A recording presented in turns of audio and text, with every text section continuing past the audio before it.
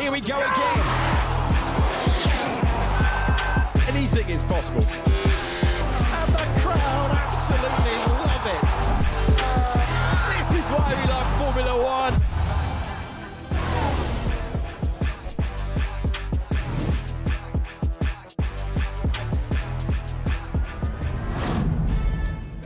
Lando Norris on the brink of history, winning his first ever title. Oscar Piastri winning the race to be in with touching distance in Abu Dhabi of winning his first title.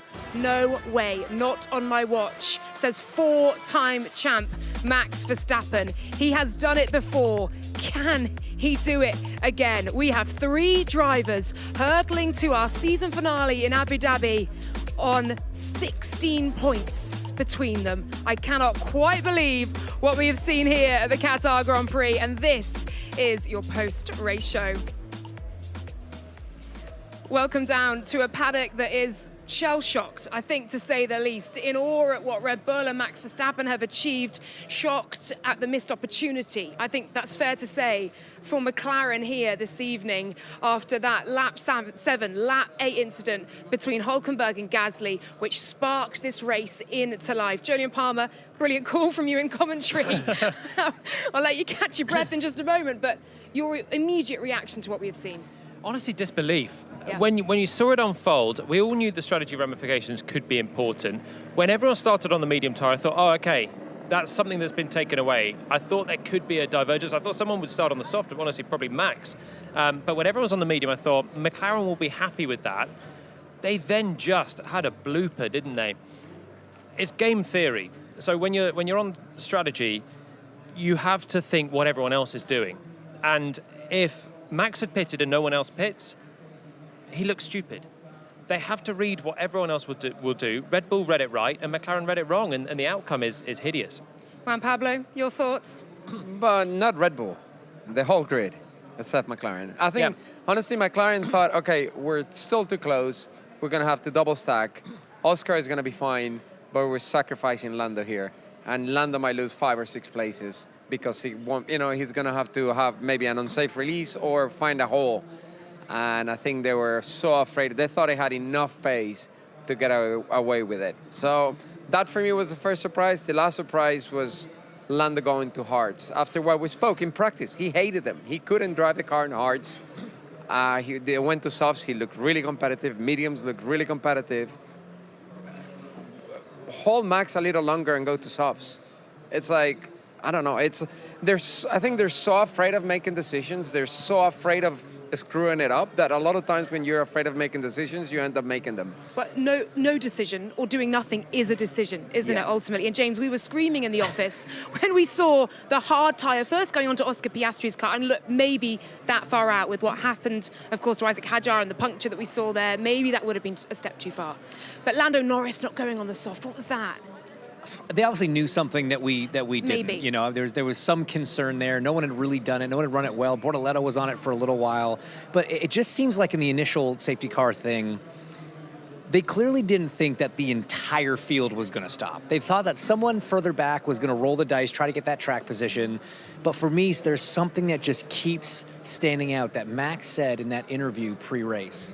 He said, we're still in this fight because of other people's mistakes. They maximize what they have every week. There is no argument that this was the quickest car. No one is going to tell you that Red Bull was the quickest car and deserved to win this race on pace. It's not just that they did it right. It's other people's mistakes keep keeping them in this title fight, and that's exactly what happened tonight. Failures was the word he used, wasn't it? Not just innocent mistakes, but actually failures on the part of McLaren. He said, if I was in that car, I'd have wrapped this up a long time ago.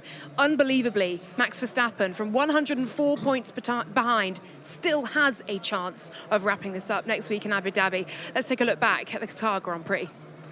Here come the lights in Qatar. We're underway and racing to turn number 1. Even reaction time. Verstappen is on Norris immediately. Oscar Piastri has the lead. Verstappen is up to second place. Off the road we go, and it's Hülkenberg. I should have just followed him in there. If you knew the car ahead was staying in. They have lost all their flexibility for the remainder of the race. And Oscar Piastri looking for a rapid pit stop. He comes in from the lead of the Grand Prix. championship leader. That is exactly what they needed. 2.2 seconds. Yeah. Red Bull reacted. Will it give them victory? Thanks to the driving of Max Verstappen. Well, Piastri trying to win his world champion straight through. No messing around. Good night. Goodbye. Oh, and it was nearly a high-speed spin. The second McLaren to dance over that curb. They've put the race leader on hard tyres. Lando Norris to make his stop. This needs to be perfect. Norris finds his way by for the Formula One World Championship. Max Verstappen will not be moved. He heads to Abu Dhabi with a fighting chance still to win it all. Well, we talk of McLaren failures, mistakes, bloopers, misjudgments on strategy, but that takes nothing from what Max Verstappen has achieved this evening. He has moved up to P2 in the Drivers' Championship. He is 12 points behind Lando Norris, and he is 4 points ahead of Oscar Piastri. James, we can take absolutely nothing away from the drive he had out there to overcome the bouncing and the porpoising, the issues he had, even in the sprint race itself, and issues reported in qualifying. How does he do this? Again, we've said this a lot of times. We're running out of adjectives to describe it. We're running out of ways to explain how he's able to consistently do it at this level. Like you say, he wasn't even totally satisfied with the car in qualifying. And then when it really came to it in the race, when there was that offset in tires, when the McLarens had to really put the hammer down, try to open up that gap, they just couldn't. The pace wasn't there. They didn't have that pace advantage over distance, which is kind of inverse of what we've seen this year, where sometimes on single lap pace, they were quite close, Red Bull was, but over a race distance, certainly over a stint, McLaren usually had that advantage. They didn't have that today, not even close. Oscar did an okay job at closing a couple seconds, but he had 15 seconds he had to catch. It was never going to happen. I mean, GP was on the radio, wasn't he, saying, right, we've got to push, we've got to, they were working so cohesively as a team, and I think hats off to Red Bull. What a nice touch to put Hannah Schmitz on the podium as well. How crucial a role she played. Rubs it in a bit, doesn't it? Rubs it in when the strategist goes up, because she won the race for Red Bull, but yeah, I would say McLaren lost the race. You didn't even need to... this didn't need to be Max's best ever drive. That's the thing. He effectively needed to not lose 26 seconds or 24 seconds to the McLarens in the end. What was it, 10 seconds the gap at the end? Both Oscar and Lando lit it up after the initial safety car, built that sort of 8-second buffer, which is where it stayed for a long period. At the end, Oscar was trying to hunt him down, did a couple of really rapid laps, but ran out of steam, ran out of laps. And Max was very good. I love the start from him. You always felt like from third position he was going to be attacking Lando, and he did a lot of the work just in that second phase of the start. Managed to get alongside. Let's watch it, guys. Yeah, have a talk through this one. There's nothing Lando can do at this point really, because Max has got the slipstream and he had the better start. Lando's cautious on the brakes, but I think he's right to be cautious. And third at this point wasn't completely disastrous for him. And the other thing to consider, it's not just Lando got a bad start. He was on the dirty side of the racetrack. George Russell fell to his teammate, Kimi Antonelli, who was on the better side. The left side of the grid did just take off better, so he was at a disadvantage right from the get-go. And I think you're right. He wasn't in a terrible place at this point. Then it all sort of went unraveled. Yeah, Hadjar dropped back as well. So everyone at the front of the field on that inside line, it hasn't had the rubber go down throughout the weekend. And so that was probably a little bit of that for Lando, which was an advantage for Max to be third. He's kind of bucking that trend sometimes when he starts from the inside, honestly, anyway. But yeah, the rest of the race was just about pace for him, just about doing the time trial race, and he did enough. But the strategy was just such a blooper for McLaren that if he hadn't have won from that position, you'd have been thinking it's either the McLaren are in such a different league, or he's actually just had a pretty bad race, because when he's done a pit stop and caught the back of the train again, they've got to beat him by a full pit stop to win the race. Yeah, honestly, it's incredible to think, one side of the McLaren, but again, it's just the Red Bull strategies. This week in and week out, they just keep doing it. They're just never wrong. This is the hard thing when you're going against Red Bull and Max. Max doesn't make mistakes. He executes. Maybe he doesn't have the fastest car, but he just lap after lap. The consistency is there. He's comfortable. If they need more, they go, hey, we need more, and there's always more. There's always a little more in the back that is really good. And even when he's good, he's complaining, and it's great because he's just open talking about it. He's like, I need more, and the car is terrible. Look at the sprint race. The car is terrible. He's running third. Yeah, it's It's just like- ruthless and relentless, aren't they? The whole team in their search for perfection. They leave no stone unturned. They're very rarely conservative. They go aggressive, and they usually get it right. Exactly, that's the incredible thing. It's like they're taking the risks, but every risk they take, it seems like it's like they have a one of those balls that you can read the future. It's like, oh, here we go. Hold on, let's rub it up. Oh yeah, we're gonna stop, and everybody's gonna follow, and we're gonna win the race. And the pressure also, you say that sort of everyone apart from McLaren made the right call, but the pressure at the front is just extraordinarily high compared to those further back who can see what's happening ahead. You know, they're not fighting for a championship. So for Red Bull to execute this with championship pressures as well, that could have been an absolute gaffe for them. But by pitting when Oscar didn't, it won the race, and it's testament to the whole team. Yeah. That's what I was going to ask, was it's hunter versus hunted, right? If you're at the front of the field, you have the track position. Very often you're almost locked in and almost paralysed with that indecision. So as much as it being, yes, a McLaren oversight here, big time, there's an element that with Max Verstappen having nothing to lose, having to get in front or else he's out. Split the cars. Split the strategy. It's okay to split the cars. Yeah, this was going to You be know my what I mean? next It's- Do you think they would have been okay if one of them was on the duff and one of them was on the good one? But you have to. If you split them, both of them would have been in the podium or really close. I think the end result would have been that different. Maybe for Lando, if Lando would have followed Max, Oscar would have been in the podium anyway. Splitting the cars there. Yeah. I wouldn't dare tell the one that I've told to stay out that there's now 19 or 18 cars behind them who don't need to pit again. I think what really hurt McLaren is that nobody else stayed out. Nobody in 10 or 12 late. You would have thought maybe Lewis or, the mid-pad cars. Would You know what chance it. Yeah, if you're just outside the points, you would have gone, let's just stay out and maybe we'll get another safety car and it comes into our hands and the deck is really high. But the hard tire had no deck. It had really good pace. It's like... But there's two things here that really conspired to be terrible for them. Firstly, the fact that there was a mandated stint lane. Yes. So you couldn't then go really long and use your car pace. And the second thing is it's 26 seconds for a pit stop. If you don't take that under safety car, that's a lot to make up. We're going to welcome in Zach Brown. Zach, sorry to see the result tonight. Look, it's a P2 and a P4. It's not what McLaren would have wanted on a night where we could have seen one of your drivers clinch a championship. Talk us through what happens on the pit wall when we see the contact between Gasly and Hülkenberg. We see a safety car come out and we see every other team diving into the pits. What happens there with McLaren choosing not to? We made the wrong decision. Okay. Feel terrible for Oscar and Lando. Oscar was absolutely impeccable all weekend, so we let them down. You win and lose as a team, but definitely not a great moment. Our evaluation of if a safety car came out on that lap was clearly incorrect. So we'll go back, study that. Nothing we can do about it now. We're leading the championship. Put Oscar at a deficit, left some points on the table. So we'll just do the best we can in Abu Dhabi. We were very strong there last year. It's easy from our seat. It's easier from our seat to sort of look at it after the fact. But in that moment, the assumption that we're making is you guys were not anticipating the entire field to also stop. Maybe some guys would, even if Max did, some cars further back would stay out, create that buffer. Is that kind of the thinking that you guys had? It was less about what others were going to do. It was what we thought was right to do. And, tires on the limit, the hard tires ended up being a lot quicker.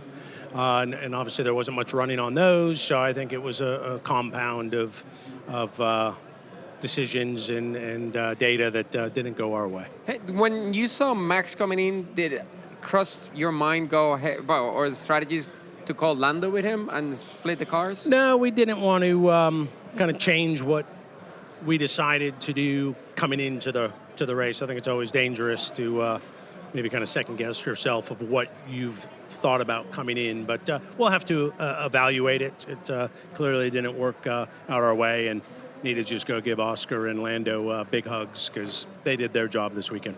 Zach, we're being told we've got to let you go. I'd appreciate you've got a lot of people to speak to. Thank you very much, though. We'll see you in Abu Dhabi.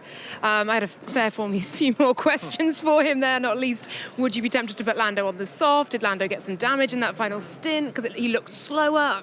What happens at the next race? I mean, there's a lot going on here. There's a lot. Yeah, what we were just talking before the show is like, if Max is winning, and let's say Lando is 4th or 5th, and Oscar is in the podium, is Oscar going to have been told to get out of the way and help Lando be champion?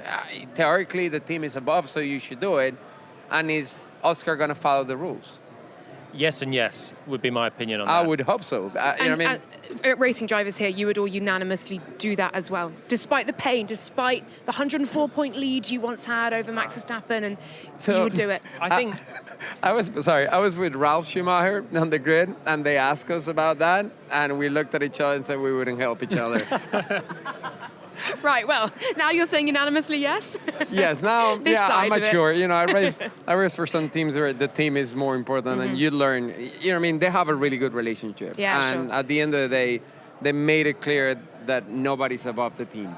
I think that's why Oscar is as gutted as he is. He's lost a win. He's lost being the closest rival to Lando as well. So the fact that Max has an easier chance of overcoming Lando if he has a bad weekend, that's an extra sucker punch for Oscar, because I do think if we get to a position where Lando's fifth, Oscar's anything above that's not leading the race, I think McLaren, they're going to have to ask him to let Lando through. It could be 4 positions, but they're going to have to do that. And then Oscar's got a really tricky choice, but I think he'll take it, and that'll be even more of a kicker. The thing for me that you got to put things into perspective a little bit as well. We're talking about this as some colossal meltdown for McLaren. At the end of the day, it cost Oscar 1 place. It cost Lando 1 place. Lando was going to finish third. But the 1 place but it's to is the a one, lot of points. It's to the one guy that they couldn't afford to lose it to. And it's the biggest point, though. It's 7 points. I It's totally the get manner of it, Hinch, though. Yeah. They cost them one place or 2 places because they had the fastest car by a mile. Because Carlos Sainz finished third. They got beaten by a Williams. Imagine if Russell was there. Imagine if Ferrari had any sort of performance this weekend. Lando might have finished 8th. This could have been more colossal. So, yeah, the recovery was borderline acceptable. At this stage of the championship, it's not enough for Oscar. It's cost him probably the championship or a better chance of it. But it's the manner of the mistake there's the gaffe. For me, personally, I think something that's really important is that Lando, by passing Kimi with Kimi's mistake, put him in a more comfortable position, because he can now finish third and be champion, where if it would have been the other way around, Max wins his third, Max is champion. Yeah, that was a huge moment, wasn't it? Kimi Antonelli, and it looked initially like perhaps Kimi had let him by, but I no, thought he let him go. No, we'll see it, I'm sure. We have many questions for McLaren. Luckily, Chris Medland is catching up with Andrea Stella. Will we have some of them answered? Let's find out. Andrea, got to start with the strategy. McLaren, the only team not to pit one of its cars, or either car, in that early safety car period. What was the thinking behind that decision? Yeah, the thinking was that traffic might have been a consideration, but in reality, traffic was not an element, because everyone decided to pit. So when this is the decision of all the cars behind you, actually that makes pitting definitely the right thing to do under a safety car at lap 7, with this particular situation where you have a maximum of 25 laps. At the same time, we wanted to have enough flexibility in the race in case of another safety car, which would have paid off very well, but there was no other safety car. So the only time in which we could have taken the reduction of the time loss in a pit stop was actually at lap 7, but we decided otherwise, so something definitely that we will have to review. Well, it ends up with a 2nd for Oscar, 4th for Lando, but with Max winning, it's all tightened up. Max now 12 points behind Lando. How does it feel going down to a decider with all 3 drivers still in the mix? Well, I think it's twofold. On one side, we are disappointed because we are hemorrhaging points in a way in the last 2 events. Our drivers are doing a very, very good job, and if anything, is the team that needs to elevate the game and make sure that we give our drivers the possibility to capitalize on their great driving. And on the other side, we need to just, start to look forward, get all the learning that we receive from racing, but at the same time, we need to think forward, prepare, remain confident. We have a fast car, we have 2 great drivers, we need to use all the information, everything that we learn from all we do to make sure that we execute perfect race weekends. I think we have all the ingredients to be successful. It's still in our hands, but it requires to do a better job than what we have done in the last 2 races. Thank you very much, Andrea. No problem, thank you. Still in McLaren's hands. It doesn't quite feel that way, does it? I think they Are have they it in their shaking? hands, but they're shaking a lot. Yeah, look, we're in front of the Red Bull Hospitality. It's going to be absolutely bouncing in there tonight. I mean, we, like you say, we run out of superlatives for him. But just one final word. From 104 points down to Oscar Piastri at Zandvoort, to where we stand now with a car that had completely lost all performance through the mid part of this year, that came good, and a new man at the helm in Laura Mekis. It's just the most incredible story. It is incredible. It's amazing. I mean, they're resilient. They just don't stop. And something they have is momentum. You know what I mean? It felt like Lando a couple of races ago broke their momentum and it's like it stalled out. But it just seems like they can't keep it. You know what I mean? I'm sorry, but one race with 2 races to go, it's not time to, we got to learn and analyze and think. Come on. At this point, you've done this long enough. This is, you're not doing Formula 4, you're doing F1 and you're fighting for a championship. You're experienced enough, and everybody else seen it. I think you just gotta, strap on your pants, your man pants and execute. I'm sorry, but it's the truth. And here they do, and the whole team, it just seems like the whole team is, it's just the hunger they have to beat them. Something I do have to say, McLaren did amazing in the pit stops today. All 4 pit stops were solid, and that's been one of their flaws, and the whole crew did an amazing job, and you gotta give it to them. That Piastri pit stop to not put him into traffic and to get him in front of Alonso, a 1.8, are you joking? It's unbelievable. It's ridiculous. That's the positive. It's like they've the got to take tools are something. there. I mean, they have Yeah. the fastest car. They have probably one of the, They're the 3 fastest pit stops of the season coming into this weekend. So the crew's been on it. But Yeah. this is when the pressure really starts to mount, and they still perform. yeah, under And pressure. when you say it's in their hands, it's still so much in their hands, Yeah. The fact that, we've already touched on it, that Lando passed Kimi at the end is huge. Huge. It's huge. Those extra 2 points make all the difference, just to mean that you can finish a place lower in Abu Dhabi.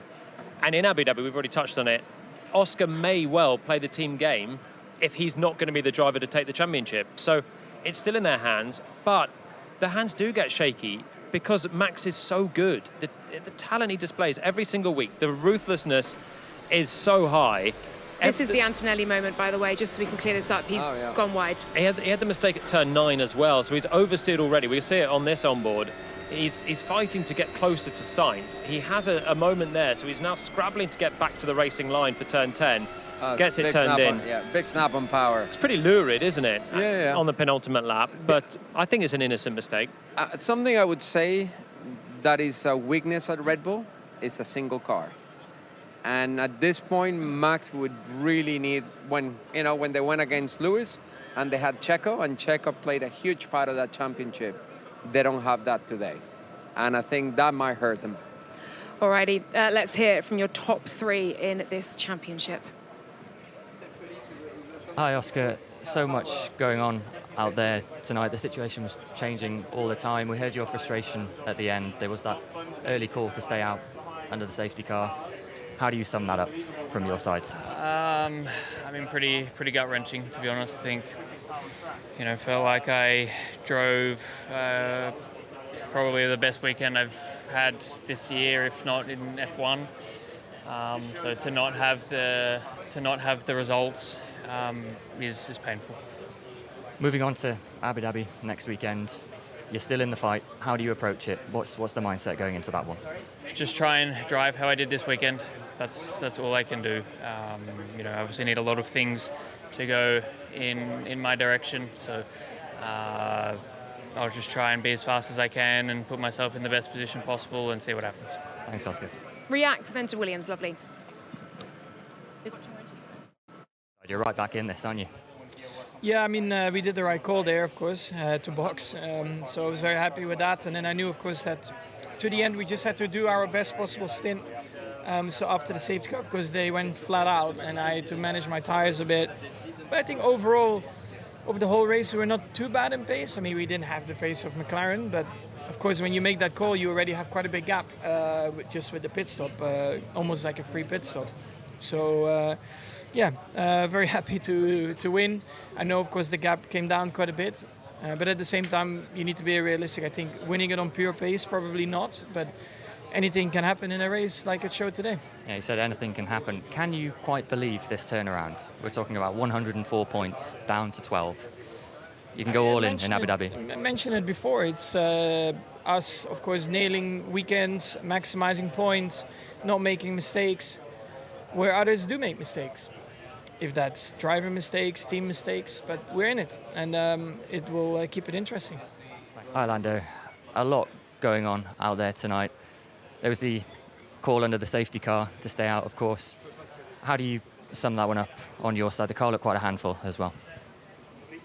Yeah, I mean, the car was good. Oscar finished second and he was very quick, so nothing to complain about. Just strategy as the second car is always just a bit worse, and had me over today. So no, not even that. It wasn't even the fact with the second car. We shouldn't have done what we did, so simple as that. Was there any damage after that moment? No idea. I can't see. No, sure. And you're still top of the standings, heading to Abu Dhabi. How are you feeling moving on to that one now? I feel good. Actually not the best day, but it is what it is. So looking ahead. Thanks, Lando. Both McLaren drivers understandably a tad tight-lipped after that one. 2 points on it. I think for Oscar Piastri, I was quite surprised by his race radio. I know McLaren like to close ranks and keep it kind of internal, but for Oscar to say speechless, I have no words, James, I think painted quite a picture without saying any words. Yeah, it's super understandable in the moment. Yeah. But once they all get into the debrief room and they have a chance to talk about it and vent it out, it's important for both those guys to remember this is a team sport. And, you know, Lando threw away points in Montreal, Oscar threw away points in Baku, the team threw away some points for them today. You win together, you lose together. That same team that screwed up today have given them a car that's dominated this Constructors' Championship, allowed them to win 7 races apiece and still have a shot at a driver's title in a week's time. Yes, you're gonna be sore, you're gonna be salty, but this is a team sport. They gotta rally together more than any time. You've really gotta put your arms around each other, say, hey guys, we've been excellent this year. We just have to do it one more time and finish this thing off. And for Lando Norris as well, just to finish on McLaren, the middle stint, second stint, looked horrible for him. Why do you think that was? And do you think there ultimately was damage on the car as well? There was damage, if not on the car, I think psychologically for Lando, because the gap was fairly static. It started to go, and then he just made the mistake. Oscar made a similar one at 14. So I think probably, I mean, is it just a concentration fatigue? It didn't look like there was a massive snap or moment for him to get out to that gravel, but it is a physical race. They've been pushing so hard, and they both made a similar moment. But as soon as you start thinking, he radioed and said, oh, that was a big one, I think there's probably damage. As soon as you're thinking there's probably damage, this track is so fast. Can you turn into the next corners fully committed? It takes a little bit of time to build the confidence back up. You don't want to have another moment, if there is damage, that's going to completely mess the whole thing up. Yeah, one of the things with these tires, they're so sensitive to temperature, and when you piss them off, when you slide the car, you have a big slide.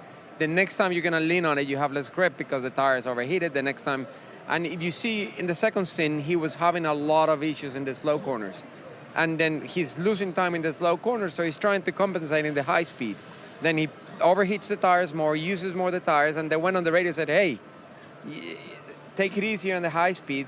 They will help you in the slow, because basically if you don't put as much energy in the high speed, like if you don't overload the tires in the high speed, when you get to slow speed and you're done with the braking, the tire cools down and it gives you a little more traction. But as they're hot, then you give it traction and you're spinning the tires and it's just, you know, man, it's just flat spin. Oh yeah, it's spirals hard control, yeah. And you either back off for a couple of laps and give up 3-4 seconds and the tire stabilizes, or you suffer. And he can, at that point they're asking him, we need more, and he's like, I'm trying, and there's nothing else. Yeah, the car spirals, psychologically the driver spirals, and there's a championship at stake as well. We were talking in the car on the way whether we'd see someone else on the podium. We did get someone else on the podium. And at one point, I don't think even Carlos Sainz could believe it. He was telling the garage, no, we're in. I think we can do this. He had to almost repeat himself. He had a bit of a nightmare call to say he was having horrible understeer at one point. Ultimately, though, another podium for Carlos Sainz and Williams. Let's hear from James Vaz. James, another podium for Carlos in a Williams. How clear was it to go with that strategy for you guys today? It was pretty nailed down. We went through it all this morning, and nothing actually deviated from that point. There was actually a debate that we had live about Alex, not Carlos. Carlos nailed on stopping. With Alex, there was a debate of, do we try something different? Because where he is at the moment was out of the points.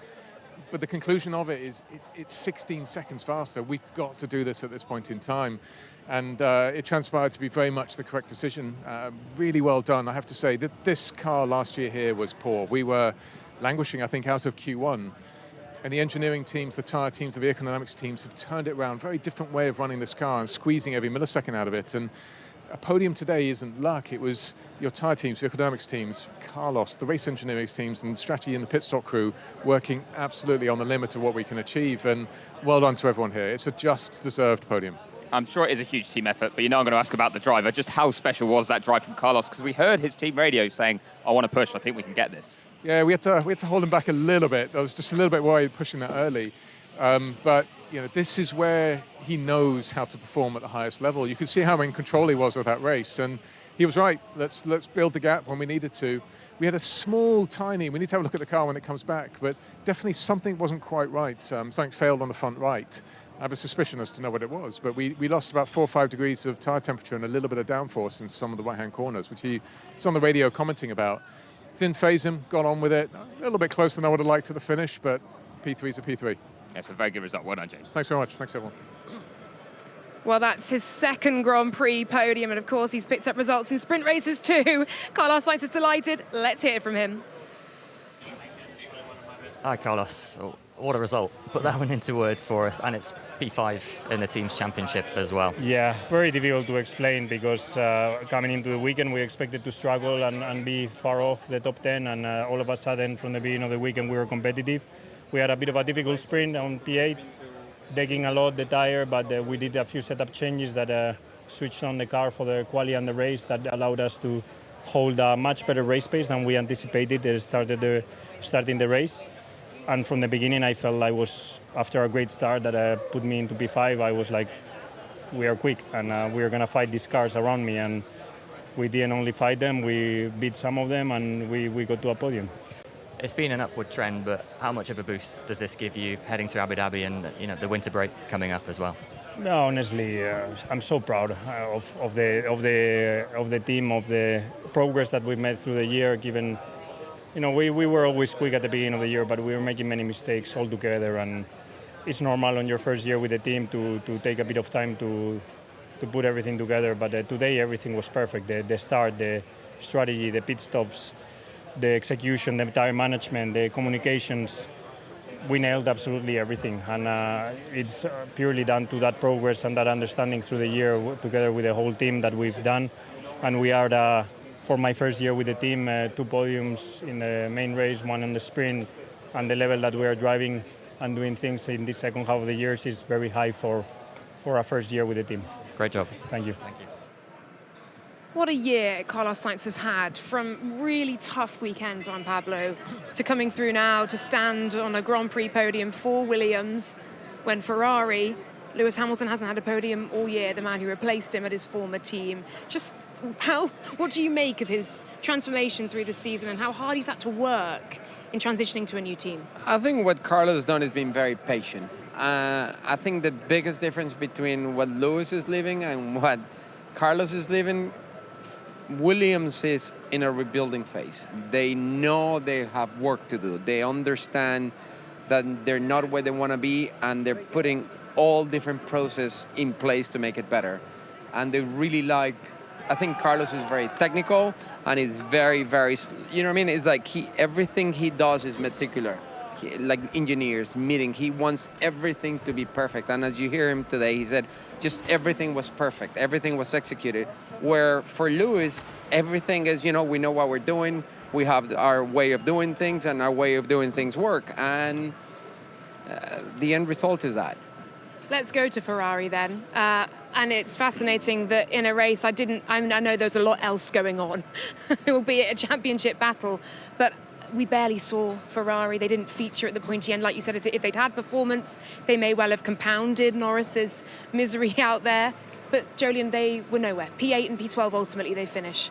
And at one point, the only thing we heard from Charles Leclerc was check George Russell's lines through turn 10 because he might be on track limits. Well, they got enough TV time yesterday, didn't they? Trying to keep the car on the road and eventually spinning. But we barely saw them today. Lewis starting on the soft, medium, not in the top 10. Charles stuck in behind George in traffic. They really paid the price for qualifying. And hey, it's a weekend that's now finished, and they can move on to Abu Dhabi where they will be better, I'm sure. But on Sainz, the amazing thing with him is when he gets up into these lofty positions, he looks like he's driving any other front-running car. It doesn't feel like he's driving a Williams anymore. I know it's painted blue, but that could be anything. The mentality of him is still that he's a winner. And when he gets a chance to finish on the podium, he never puts a foot wrong. He's still so wary of other people, what they're doing, the strategy, his own internal strategy. Yeah. What should he be doing? Should he be backing into Antonelli? Should he be pushing? He's a very smart driver, and he has the winning mentality that Williams have really needed the last few years. It's such a great point. Whenever he finds himself in that position in the Grand Prix, he stays there. If he qualifies well, or if it's, a pit strategy, whatever, that gets him up to that track position, the team and the driver are so capable of maintaining that. The gaps are never, he's never super under threat from faster cars, faster teams. They're just delivering really well, which is what they weren't doing on his side of the garage in the first part of the year. That's what he kept saying is we've got the pace, but we're just not delivering. We're not putting it all together on Sundays. Now they're doing it in spades. And his form is crazy as well. Remember Austin in the sprint? He did exactly the same thing, finished third. I know there was a bit of chaos around, but he managed to come through, and when he's there, he held off the Ferraris. He qualified so well in Vegas. Difficult race, and he was right up there as well. Yeah, something that is, as well, you can see he understood that it was going to take time. He understood, and the team understood, and they were so excited to have him in the team that they knew it was a plus. They're open to change anything and work with them. And the team, James has done such an amazing team. The way he's built the team, everything is like Mercedes level. Everything needs to be proper, all the right places, all the right executions. Like everything they do, if they have a competitive car next year, you need to be careful with Williams. I think the thing that's the most impressive about this podium, though, is that it happened at this track. Yes. This is not a track that should have suited a Williams. And, Carlos and James and Alex, they've spoken so much about the effort they put in to try to improve the setup here, the work in the simulator, a completely different setup philosophy that they've brought to a type of circuit that's not just not strong, it's been notoriously weak for them. And they're on the podium on genuine pace. I mean, that's such an impressive turnaround.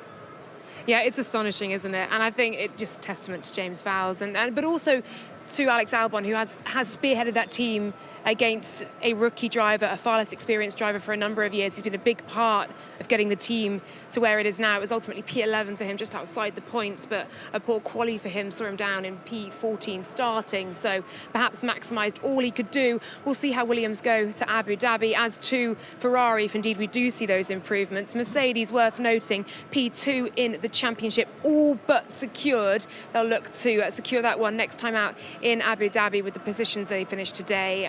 They are ahead of Red Bull and Ferrari. It doesn't make pretty viewing for the team in red. Speaking of Abu Dhabi, my goodness me, we have got a season finale on our hands.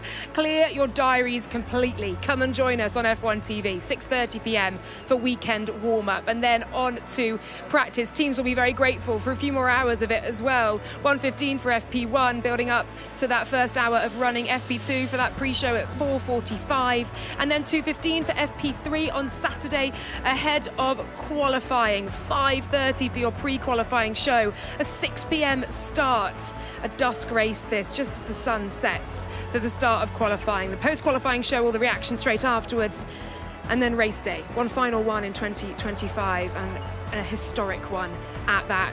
Once again, a title decider in Abu Dhabi. Where have you heard that before? 5 p.m. start for our Grand Prix. The post-race show, all of the reaction, the analysis, probably a few tears, all to come after the podium and our Parc Fermé interviews.